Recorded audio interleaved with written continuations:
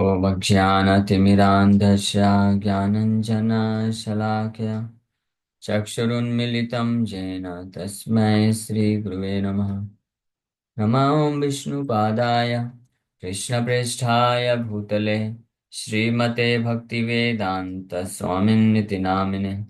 नमस्ते सारस्वती देवे गौरवाणी प्रचारिणे निर्विशेषशून्यवादी पाश्चात्यदेशतारिणे। नमो महावदन्याय कृष्णप्रेमप्रदायते कृष्णाय कृष्णचैतन्यनामने गौरतुसे नमः। जय श्री कृष्ण चैतन्य प्रभु नित्यानंद श्री अद्वैत गदाधर शिवासादि गौर भक्त वृंद। हरे कृष्णा कृष्णा कृष्णा हरे हरे, हरे राम राम राम हरे हरे। हरे कृष्णा। तो आप सभी भक्तों का हार्दिक स्वागत है। तो गीता मैराथन के स्पेशल मौके पे हम लोग चर्चा कर रहे हैं बुक डिस्ट्रीब्यूशन, यानी ग्रंथों का वितरण करने का क्या आवश्यकता है। श्रील प्रभुपाद जी के ही कोट से हम लोग ये श्रवण कर रहे हैं 2-3 दिन से कि क्यों हमको बुक डिस्ट्रीब्यूशन करना चाहिए। सो आगे प्रभुपाद जी वर्णन कर रहे हैं कीर्तिराज प्रभु को, वृंदावन 27 नवंबर 1971। I want you all my students help very vigorously try for this book distribution. मैं चाहता हूँ मेरे जितने भी स्टूडेंट्स हैं, हाँ, आप में से कौन कौन है प्रभुपाद जी के स्टूडेंट्स, कौन कौन है हाथ ऊपर करिए तो। इस्कॉन में सभी भक्त शिला प्रभुपाद जी के स्टूडेंट हैं। तो प्रभुपाद जी बोल रहे हैं कि मेरे कितने student, all of my student. I want that you all my students, सभी मेरे विद्यार्थीगण प्रभुपाद जी के जो भी बुक्स पढ़ते हैं, उनकी शिक्षाओं को पालन करते हैं, तो वो स्टूडेंट कहलाते हैं। Shall very vigorously try for this book distribution, बहुत ही तीव्रता से बुक ग्रंथ वितरण का सेवा करना चाहिए, ऐसा प्रभुपाद जी लिख रहे हैं। नेक्स्ट आगे बोल रहे हैं प्रभुपाद जी कीर्तिराज प्रभु को ही उसी लेटर में आगे लिखते हैं, do not hesitate to use your American and European brains to increase, that is Krishna's special gift to you, now use it. Prabhupada ji बोल रहे हैं कि आप अमेरिकन हो, तो आपके अमेरिकन यूरोपियन जो बुद्धि मिली है, अमेरिकन यूरोपियन लोगों के पास बुद्धि ज़्यादा होती है, इसलिए वो लोग इतना टेक्नोलॉजी में और सेंस ग्रेटिफिकेशन बहुत एडवांस है। जिस प्रकार से अमेरिकन यूरोपियन लोग एक्सपर्ट तरीके से सेंस ग्रेटिफिकेशन कर सकते हैं और टेक्नोलॉजिकल एडवांसमेंट में आगे बढ़ सकते हैं, उतना भारतीय लोग नहीं कर सकते हैं। भारतीय लोगों के पास भी बुद्धि है, लेकिन वो बुद्धि कैसी है, इंद्रिय तृप्ति के लिए नहीं है। धर्म में भक्ति में आगे बढ़ने के लिए बुद्धि बहुत शार्प है इंडियंस के पास, लेकिन वही लोग जब सेंस ग्रेटिफिकेशन के पीछे भागते हैं तो बहुत ही बेकार स्थिति हो जाती है। तो इसी प्रकार से any activity which will please Krishna should be accepted favourably, this is our guiding principle. Now apply it in this way by doing everything and anything for spreading this Krishna conscious literature, and this is really pleasing to Krishna, know it for certain। रूपा जी बोल रहे no it for certain, निश्चित रूप में जानो इसको, इसमें कोई संशय नहीं है कि जो भी भक्त ये कार्य करता है, भगवत गीता का प्रचार प्रसार करता है, गीता ग्रंथ वितरण करता है, निश्चित रूप में भगवान कृष्ण को प्लीजिंग है, प्रसन्न करता है। So this is really pleasing to Krishna, सच में ये वास्तव में कृष्ण को प्रसन्न करता है। अप्रूव क्या है कि जो भी भक्त इस सेवा में बड़े गंभीरता पूर्वक जुड़ते हैं, तो भगवान उनको अपना बना लेते हैं और वो बहुत ही तीव्रता से भक्ति में एडवांसमेंट करते हैं। फैमिली, भगवान के फैमिली में सम्मिलित हो सकते हैं, फैमिली मेंबर, भगवान अपने उनको वन ऑफ अपना फैमिली मेंबर स्वीकार कर लेते हैं। इस प्रकार से हम सबके पास जो भी यूज और अमेरिकन यूरोपियन ब्रेन्स, सबके पास कुछ ना कुछ बुद्धि है। उसी बुद्धि का इस्तेमाल करके लोग अलग अलग प्रकार से, कोई जॉब करता है, बिजनेस करता है, फैमिली चलाता है, तो उसी बुद्धि का थोड़ा सा इस्तेमाल करके हमको प्रयास करना है श्रील प्रभुपाद जी के ग्रंथों का वितरण करना। तो हिज होलीनेस गिरिराज स्वामी महाराज को लेटर लिख रहे हैं, मुंबई 28 दिसंबर 1971। Just maintain our strong position of purity of routine work and preach and distribute literature, that's all। केवल ये 3 कार्य करने के लिए अगर कोई करेगा, वो सफल हो जाएगा, इसी जन्म में भगवान के धाम चला जाएगा। क्या? स्ट्रॉन्ग पोजीशन ऑफ प्योरिटी, यानी शुद्ध कृष्णा भावना भावित रहना है।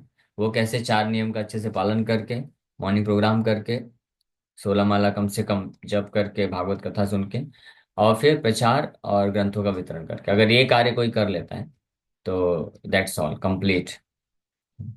च्यवन, च्यवन प्रभु को मुंबई 26 दिसंबर 1971 में प्रभुपाद जी लिखते हैं, distribution of books and magazines is our most important activity, without books our preaching has no solid basis. ये ग्रंथों का वितरण सबसे महत्वपूर्ण कार्य है। बिना ग्रंथों के कोई भी प्रचार का वास्तविक जो है स्टैंडिंग नहीं रहेगा, सॉलिड बेसिस नहीं रहेगा। यानी प्रचार होगा, वो कुछ समय में नष्ट हो जाएगा, टेम्परेरी रहेगा। परमानेंट प्रीचिंग अगर हम करना चाहते हैं, यानी परमानेंटली हम किसी को, इस मूवमेंट को, कृष्ण कॉन्शियसनेस, कृष्ण भावनामृत को फैलाना चाहते हैं, तो ग्रंथ बहुत जरूरी है। ये हमने पिछ कल भी चर्चा किया था। प्रभुपाद जी लिखते हैं कैसे अनेकों साधु स्वामी गुरु आए, उन्होंने बहुत अपने समय में कुछ 20 25 30 40 साल बहुत प्रचार किया, लाखों करोड़ों फॉलोवर बने, लेकिन जैसे ही वो चले गए, फिनिश, गेम ओवर हो गया। कितने पिछले 50 साल में कितने ही ऐसे रिलीजियस ऑर्गेनाइजेशन बने हैं, और उस समय में काफी तीव्रता से बढ़े, और फिर उसके बाद उनके गुरु जो फाउंडर हैं उनके जाने के बाद फिनिश हो गया। हाँ, इस्कॉन लेकिन जो है न केवल टिका हुआ है बल्कि बढ़ रहा है, बढ़ता ही जा रहा है। उसका कारण क्या है? प्रभुपाद जी बोले, प्रभुपाद जी 1977 में फिजिकली डिसअपियर हो गए। हाँ, वापस भगवान के धाम गए, फिजिकली प्रेजेंट नहीं है। 77, तो 77 से लेकर कितने साल हो गए? लगभग 47 48 50 ईयर्स मान लीजिए। तो 50 साल लगभग हो गए प्रभुपाद जी के यहाँ से जाने के बाद भी इस्कॉन जो है बढ़ रहा है, बढ़ रहा है। क्यों? क्या कारण है? बुक्स के कारण। क्योंकि प्रभुपाद जी से कोई पूछा कि what will happen to your movement if you die, reporter लोग पूछे, क्योंकि वो देखे थे कि कई बार कई लोग आते हैं, कई लोगों ने बहुत सारे धार्मिक संस्था को खोले, और 8 10 साल 15 20 25 साल में सब फिनिश हो जाता है। तो क्योंकि जैसे ही वो जो मेन फाउंडिंग आचार्य होता है वो जाता है तो गेम ओवर हो जाता है। क्योंकि आपस में ही जो शिष्य लोग होते हैं लड़ते हैं, और फिर कुछ ना कुछ अपना अपना अपना कुछ चालू करते हैं, और वो भी कुछ समय तक चलता है, फिर धीरे धीरे खत्म हो जाता है। ये इन जनरल ऐसा देखा गया है। लेकिन तो प्रभुपाद जी से भी पूछे कि आपके जाने के बाद क्या होगा मूवमेंट का, if you die. Prabhupada ji बोले, I I will never die, मैं कभी मन नहीं मरूंगा। I will always always remain in my books, मैं अपने ग्रंथों में हमेशा विद्यमान रहूंगा। इसलिए प्रभुपाद जी इस्कॉन में आज भी हैं। हाँ, और कहाँ पे हैं? ग्रंथों में हैं। तो इसलिए जब बुक डिस्ट्रीब्यूशन जितना चलता रहेगा, तो प्रभुपाद जी उन ग्रंथों के माध्यम से सबको प्रचार करेंगे। हाँ, और जो है सब जो है कृष्ण भावना भावित हो जाएंगे। और इन्हीं ग्रंथों के माध्यम से जो भक्त लोग हैं इस्कॉन के अंदर, हम सब, हमको भी पोषण मिलेगा भक्ति में आगे बढ़ने के लिए। और यही ग्रंथ जो नए लोग हैं जिनके पास जाएगा, वो पढ़ के इस भक्ति में आएंगे। तो इसलिए जब तक बुक डिस्ट्रीब्यूशन चलता रहेगा तब तक जो है मूवमेंट को कुछ नहीं हो सकता है। कृष्ण भक्ति का प्रचार प्रसार कोई नहीं रोक सकता है, ये बढ़ता ही जाएगा। सो आगे बोल रहे हैं योगेश्वर प्रभु को मुंबई 28 दिसंबर 1971, these books are the best advertising. They are better than advertising. If we simply present Krishna consciousness in a serious and attractive way, without need to resort to fashionable slogans or tricks, that is sufficient. Our unique asset is our purity. तो advertisement के लिए कई बार भक्त लोग प्रभुपाद जी को पूछे कि हम, जैसे बहुत सारे बड़े बड़े कंपनी के लोग अपना ब्रांड बनाते हैं, एडवर्टाइज करते हैं, बिलबोर्ड्स लगाते हैं, और जो है टेलीविजन्स में, मूवीज में एडवर्टाइजमेंट देते हैं, तो हम भी वैसा करें। उसके लिए बहुत पैसा खर्च करना पड़ता है ना। तो प्रभुपाद जी बोले इसका जरूरत नहीं है, हमारी बुक्स ही सबसे बड़ी बेस्ट एडवर्टाइजिंग है। आप जस्ट बुक्स लेकर के और चले जाओ, सीरियस तरीके से, अट्रैक्टिव तरीके से आप लोगों को दिखाओ, प्रस्तुत करो, अपने आप जो है एडवर्टाइजमेंट होगा और लोग ग्रंथों को ले लेंगे, है ना। तो ये है, बट अगर किसी को अपॉर्चुनिटी मिलता है, कोई कर सकता है without investing money, without investing so much energy. ये हम लोग सोशल मीडिया ये सब का भी इस्तेमाल कर सकते हैं, वो भी प्रोपाल जी वर्णन किए हैं। बट बेस्ट इज कि हम बुक्स को एडवर्टाइज करें, बुक्स को लोगों तक पहुंचाएंगे तो अपने आप एडवर्टाइजमेंट हो जाएगा अन्य लोगों को भी। तो भगवत गीता के 5वें अध्याय के 25वें श्लोक के परपोर्ट में प्रभुपाद जी लिखते हैं, the sufferings of humanity are due to forgetfulness of Krishna as the supreme enjoyer, the supreme proprietor and the supreme friend. Therefore, to act to revive this consciousness within the entire human society is the highest welfare work. कि इस मनुष्य समाज का जो एकमात्र दुख का कारण है वो है भगवान कृष्ण को भूल जाना, कि कृष्ण ही परम भोक्ता है, परम मालिक है, महेश्वर है, और सबके शुभ चिंतक हितैषी मित्र हैं। ये भूल जाने के कारण मनुष्य समाज जो है दुख में है। इसीलिए अ, इस चेतना को विकसित करना, जो विकसित करता है, करने के लिए प्रयास करता है, वही सबसे बड़ा समाज सेवा कर रहा है। अब वो कैसे किया जा सकता है? इन ग्रंथों के माध्यम से। श्रीमद् भागवतम के पहले ही श्लोक में प्रभुपाद जी तात्पर्य में लिखते हैं, anyone who makes a gift of this great book, great work Shrimad Bhagavatam on a full moon day attains to the highest perfection of life by returning to God. कि जो भी इन ग्रंथों को गिफ्ट करता है लोगों तक, तो वो निश्चित रूप में भगवान के धाम को प्राप्त करता है। तो गिफ्ट करना मतलब आप बोलेंगे क्या फ्री में देना है? नहीं। जो भक्त डिस्ट्रीब्यूशन करते हैं लोगों को, और उसका जो प्रिंटिंग कॉस्ट रहता है, that is also a gift, because this is the highest gift. इसका कोई मूल्य नहीं है। आपने भगवत गीता दिया, अभी हम सबको तो फ्री में नहीं बांट सकते हैं। आप में से चलिए कोई भक्त होगा, 5, 10, 15, 20, 50, 100 को गीता लेकर के अपने फ्रेंड से, रिलेटिव से फ्री में बांट सकता है, तो वो तो गिफ्ट हुआ ही। लेकिन अगर आप और ज्यादा हमको करना है, नए नए लोगों को भी देना है, तो हम जस्ट प्रिंटिंग कॉस्ट उनसे एक्सपेक्ट कर सकते हैं, बोल सकते हैं कि आप इसका प्रिंटिंग कॉस्ट है 220 रुपीज़ है, 210 रुपीज़ है, जो भी गीता मराठी हिंदी गीता का है। तो वो भी एक गिफ्ट है उनको, क्योंकि इसका कोई कॉस्ट नहीं है। तो ऐसा जो भक्त होता है, जो डिस्ट्रीब्यूशन करता है, वो निश्चित रूप में इसी जन्म में भगवान के धाम को प्राप्त करता है। सो लीलावती माता जी को सिडनी 26 मार्च 1972 में प्रभुपाद जी लिख रहे हैं, the more such literatures are read and distributed, the more auspicity will be there in the world। ऑस्पिसिटी मतलब शुभ, पवित्रता बनेगी।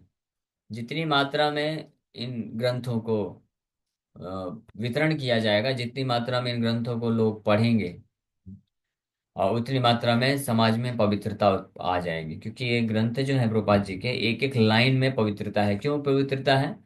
ये भागवत में ही नारद मुनि खुद बोले हैं, तद्वाग विसर्गो जनताग विप्लवो यस्मिन् प्रति श्लोकम।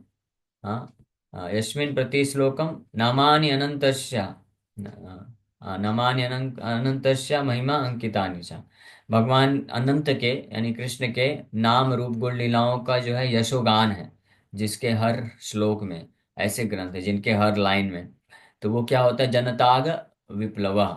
और जन साधारण जो इस संसार में है, जो जन साधारण लोग होते हैं, जो भक्त नहीं है, वो जनरली वो पापी ही होते हैं। आघ, अघ मतलब पाप। तो पाप होता ही होता है, कोई पाप से मुक्त नहीं है संसार में, भले ही बाहर से ईमानदार दिखे, कुछ भी बात करे, ईमानदारी से भी पैसा कमाएगा तो पाप का ही पैसा है ना। और उसके बाद इंद्र तृप्ति ही तो करता है, और क्या करेगा?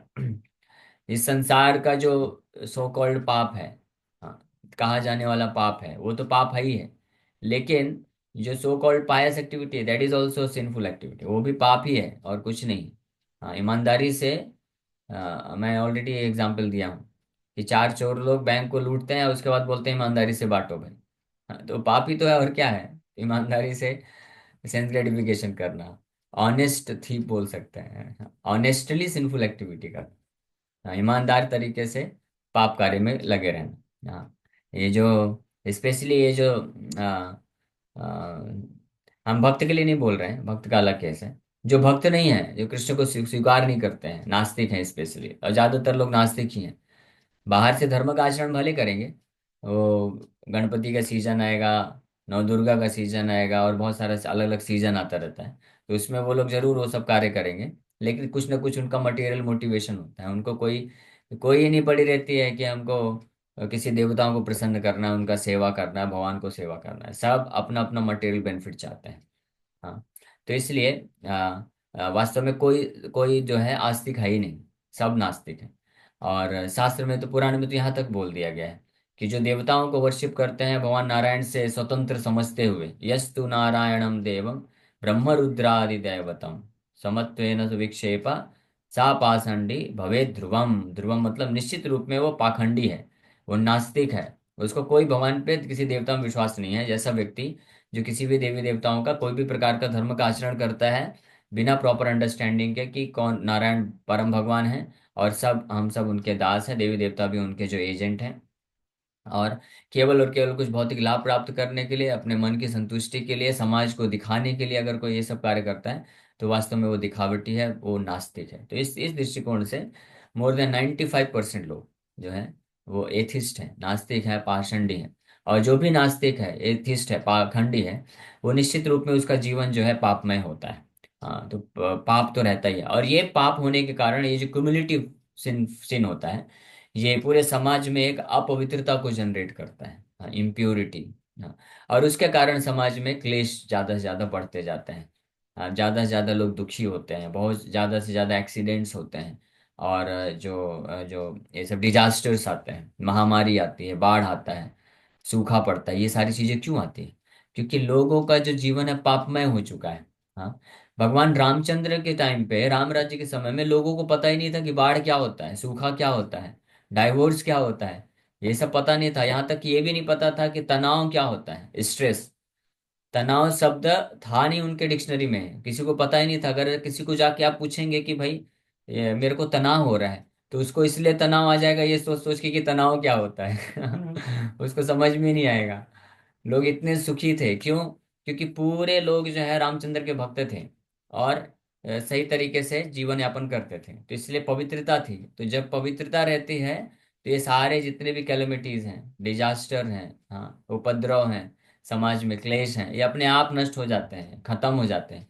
और जितनी मात्रा में अपवित्रता होती है लोगों के हृदय में, और जितनी ज्यादा मात्रा में, उतने ज्यादा मात्रा में संसार में क्लेश होता है, दुख होता है, चोरी होता है, धोखाधड़ी होता है, रेप होते हैं, मर्डर होते हैं, भ्रष्टाचार होते हैं। ये सब क्यों होता है? भ्रष्टाचार में हम केवल पॉलिटिशियन को दोष नहीं दे सकते हैं, है ना। केवल कोई बोलेगा सब पॉलिटिशियन ऐसे ही हैं, हाँ, सब भ्रष्टाचारी लोग हैं। हाँ, तो आप कौन है? चूज कौन किया है? प्रभुपाद जी बोलते हैं डेमोक्रेसी, डेमोक्रेसी नहीं, डेमोक्रेसी। डेमोक्रेसी मतलब अभी जितने डीमन लोग हैं वो सब मिलके एक बड़े डीमन को सेलेक्ट करते हैं। तो डीमन जो होगा वो क्या करेगा? भ्रष्टाचार ही करेगा। जो पॉलिटिशियन होते हैं, नेता होते हैं, they are representative of citizens. हाँ, जो देश के जो प्रजा है उसके उसके प्रतिनिधि हैं। तो प्रतिनिधि मतलब जैसी प्रजा है वैसा ही स्वभाव का नेता बनता है समाज में। हाँ, ये आप मान के चलिए। जिस क्षेत्र में जैसी प्रजा होगी वैसा ही नेता वहां पे बनेगा। हाँ, तो इसलिए अगर वास्तविक अच्छा नेता चाहिए तो समाज को अच्छा होना पड़ेगा। लोग अच्छे होंगे तो अच्छा नेता को चूज करेंगे। और आगे आने वाले समय में होने वाला है, जितनी मात्रा में प्रभुपाद जी के ग्रंथों का वितरण होगा, उतनी मात्रा में लोगों का हृदय पवित्र होगा, और उतनी मात्रा में वो धीरे धीरे किसी भक्त को नेता बनाएंगे, पॉलिटिशियन बनाएंगे, प्रधानमंत्री बनाएंगे, प्रेसिडेंट बनाएंगे। तब जो है समाज का वास्तविक कल्याण हो पाएगा। अन्यथा अगर समाज के लोग ही अपवित्रता में बने भरे रहेंगे, तो एक्सपेक्ट नहीं किया जा सकता है कि नेता जो है भ्रष्टाचारी ना हो। क्योंकि चूज तो हम ही कर रहे हैं ना, तो हम अपने जैसे ही किसी व्यक्ति को चूज करेंगे। लोगों को समाज में क्या चाहिए? आजकल लोगों को मोर देन 99.99% लोगों को केवल सेंस ग्रेटिफिकेशन चाहिए।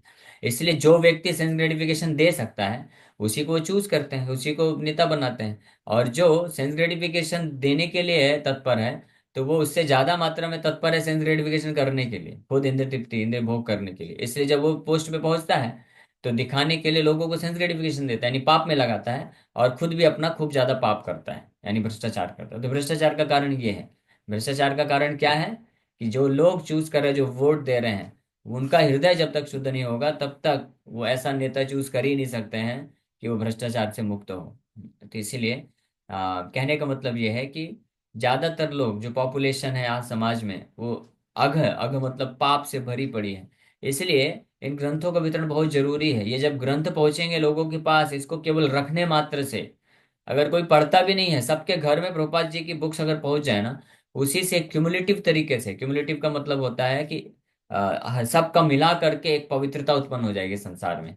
और जब करोड़ों लोगों के पास होगा ये सारे ग्रंथ, उसमें से लाखों लोग पढ़ेंगे भी, तो वो लाखों लोग पवित्र होंगे, उसमें से हजारों हजारों लोग भक्त बनेंगे, फिर ऑटोमेटिकली पवित्रता बढ़ते जाएगी। तो ये इफेक्ट है संसार से, जो अपवित्रता है उसको नष्ट करके पवित्र बनाना। अपवित्र बनेगा तो अपने आप जो है सारे दुख नष्ट हो जाएंगे, खत्म हो जाएंगे, है ना।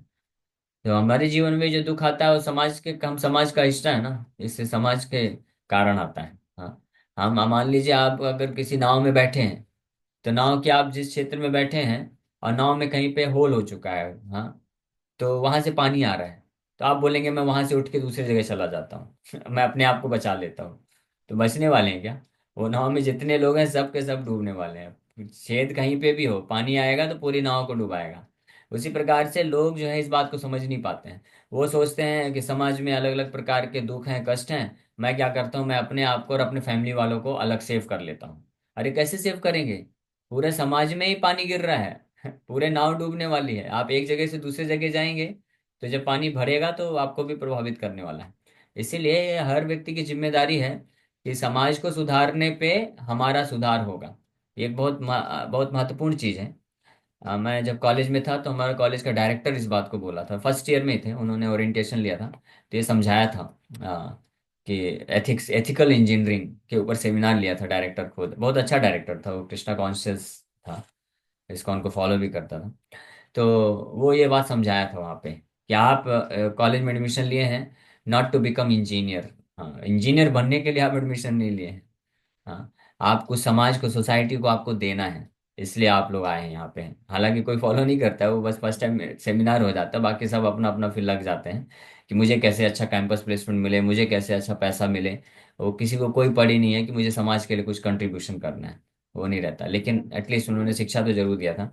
तो इस बात पे उन्होंने फोकस किया था, वो बता रहे थे कि अगर आप अपने आप को सुखी बनाना चाहते हैं, आप अपने आप को अगर सक्सेसफुल बनाना चाहते हैं, because you are part of the society, आप समाज के हिस्सा हैं, इसलिए अगर आप समाज को सक्सेसफुल बनाएंगे, आप समाज को सुखी बनाएंगे, तो आप उनका पार्ट होने के कारण आपको अपने आप सुख मिल जाएगा और सक्सेस मिल जाएगा। ये वो इस प्रकार से बताते हैं। और ये एग्जाम्पल भागवत में भी है, वही चीज है। वृक्ष होता है तो अगर एक फल है, फूल है, पत्ता है, वो सोचेगा मुझे ही पानी मिल जाए बस डायरेक्ट, नहीं हो पॉसिबल है। अगर रूट को दे देंगे तो अपने आप सब में डिस्ट्रीब्यूट हो जाएगा। तो ये प्रिंसिपल है और ये सत्य है। अगर हम खुद अपने आप को और केवल अपने ही परिवार को सुखी और समृद्ध बनाने का कोशिश करेंगे तो वास्तव में हम असफल हो जाएंगे, क्योंकि हम लोग स्वतंत्र नहीं हैं, हम समाज पे निर्भर हैं, हम समाज में रह रहे हैं। इसलिए समाज का इम्पैक्ट हमारे ऊपर पड़ेगा। सांस लेने से लेकर के खाने पीने से लेकर के हर वस्तु में, हर चीज में, हर कार्य में हम समाज पे निर्भर हैं। सांस के हम ले सकते हैं अपना खुद का, अपने, हम ऐसा बना सकते हैं सिस्टम कि केवल मैं, हम अपने और अपने परिवार वालों के लिए हम अलग से हवा का अरेंजमेंट कर लेंगे, सांस लेंगे।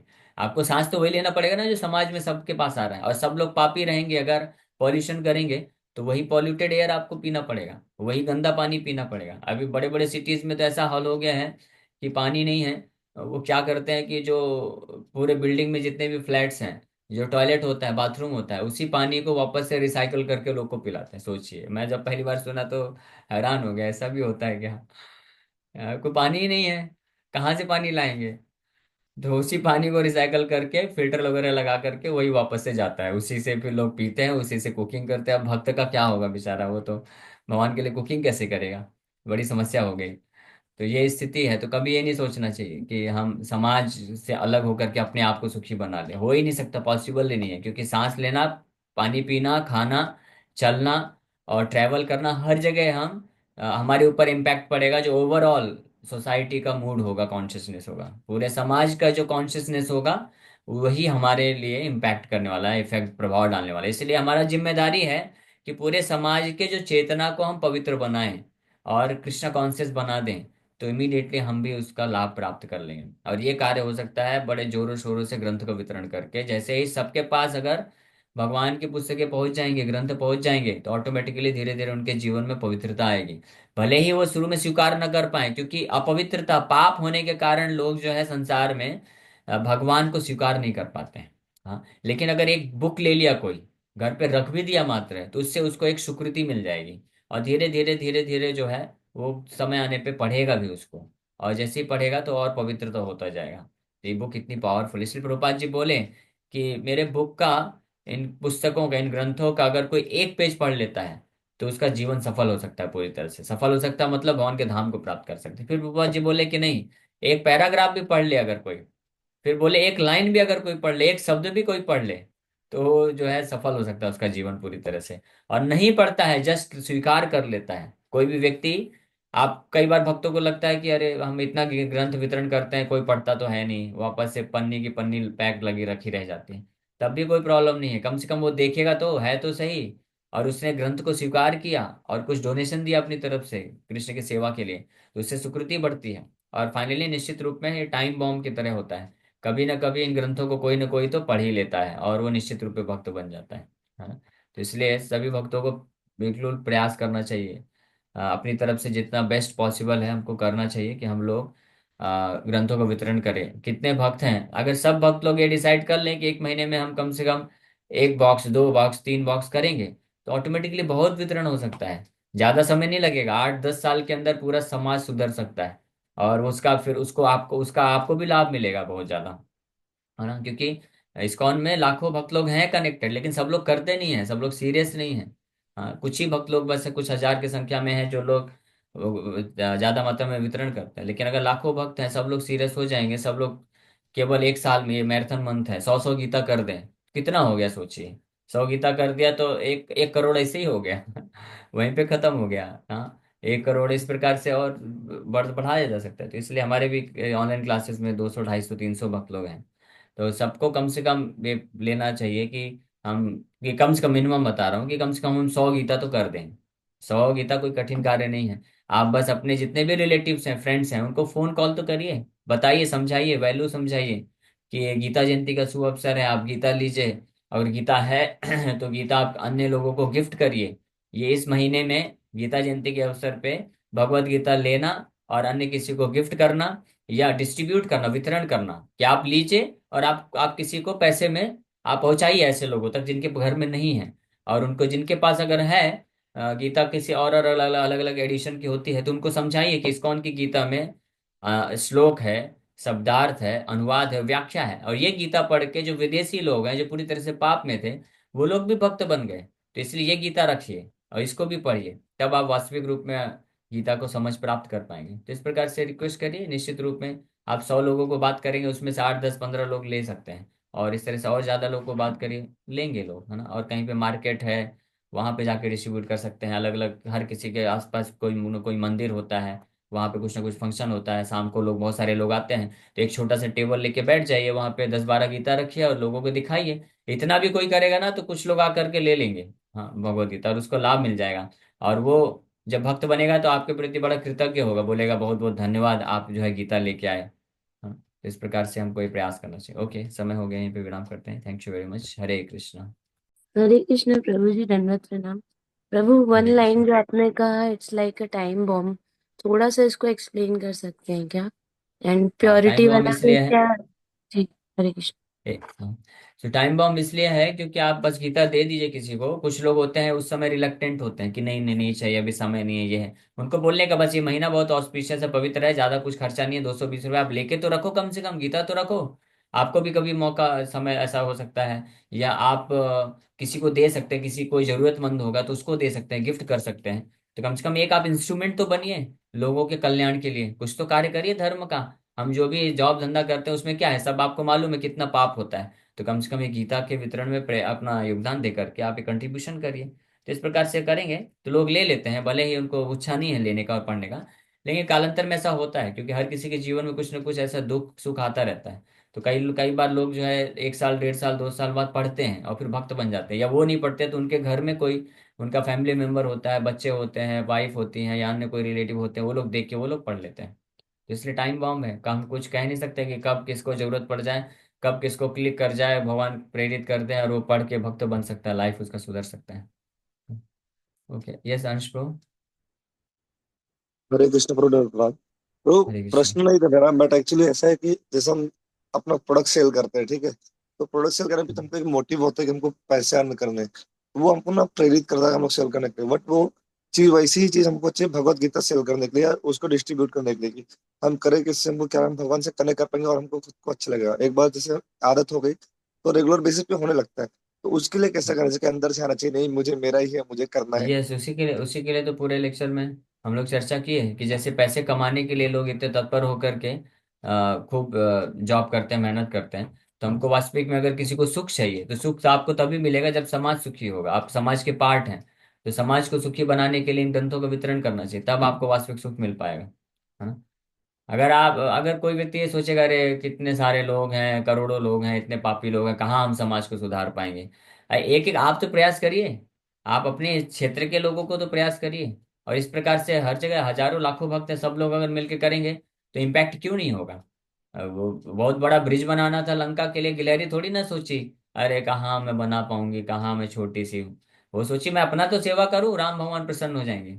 हमको अपना तो प्रयास करना चाहिए। हम अगर समाज को सुखी बनाने के लिए, लोगों के कल्याण के लिए ये कार्य करेंगे, तो भगवान हमारे ऊपर प्रसन्न होकर के हमारा कल्याण तो कर देंगे, हमको सुखी बना देंगे, ये गारंटीड। ठीक। ओके। सो समय हो गया है, यहीं पे विराम करते हैं। Thank you very much. Hare Krishna.